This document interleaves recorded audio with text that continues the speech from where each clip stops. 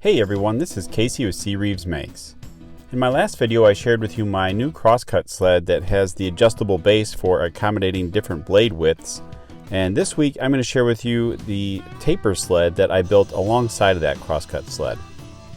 Being that I built this at the same time as my crosscut sled, you're going to see a lot of footage that's shared between the two videos. So starting off with the build, I laminate the 3/4 inch plywood with the black Formica. I just use rubber contact cement for this.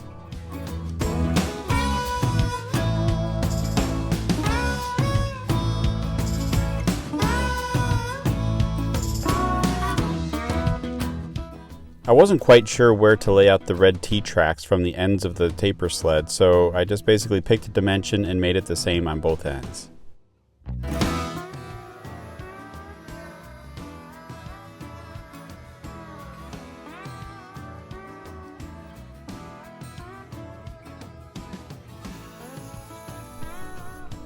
One thing to keep in mind is that you want the T-track ends to be away from the edges of the taper sled base. That way you have no risk of aluminum contacting a blade if you have a saw stop. Like my crosscut sled, I used a Kerf miter bar for this sled. I actually used 1.5 of them because I had a small piece left over from another jig that I had previously made. The thought here being that I have a full-length miter bar that runs underneath the sled deck. That way when I get to the beginning or the end of a push, there's no risk of the miter bar coming out of the miter track on the saw base.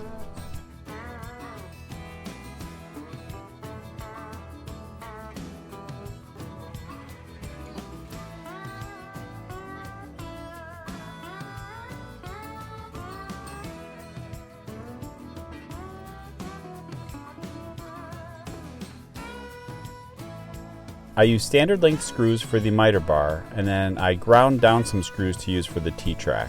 You don't want them punching through the bottom of this panel and dragging on the table of your saw.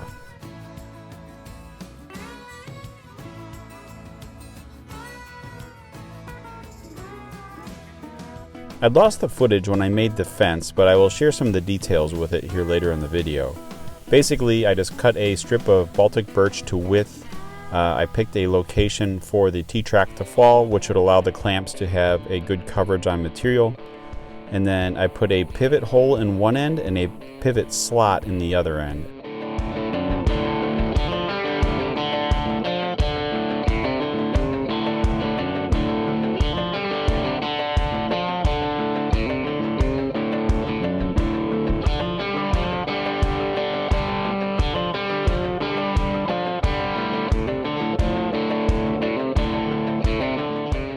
I chose to put round corners on one side of this taper jig, and this just helps me to know which side I'm putting onto the saw and its orientation. You don't have to do this if you don't want to.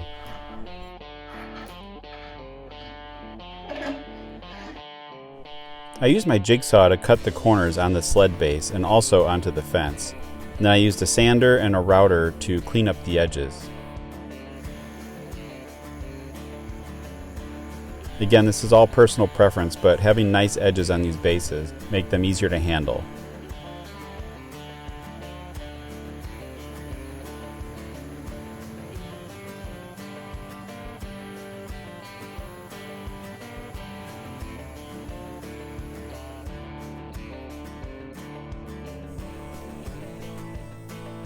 Once everything was in place, I cut the zero clearance kerf, and then it was time to test the jig out with a piece of scrap wood.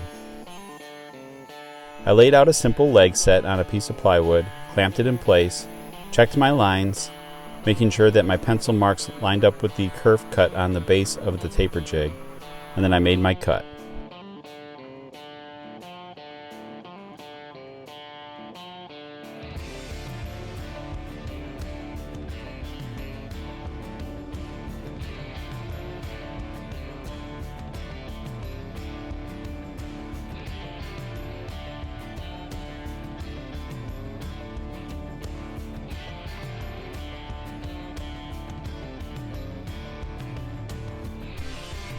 Well, that completes the taper sled. It's a pretty simple jig, and with some thought, I think you can come up with some pretty cool ideas on your own.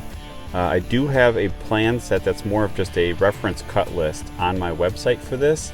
Again, it's pretty straightforward, so it's not in depth or in a lot of detail like the crosscut sled. Again, you can really just tune this thing to be exactly what you want it to be. But leave me some comments below and some questions, and again, I'll probably address any of these with the crosscut follow-up video that I'm going to make. So please stay tuned for that. Once again, this is Casey with CReeves Makes, and thanks for watching.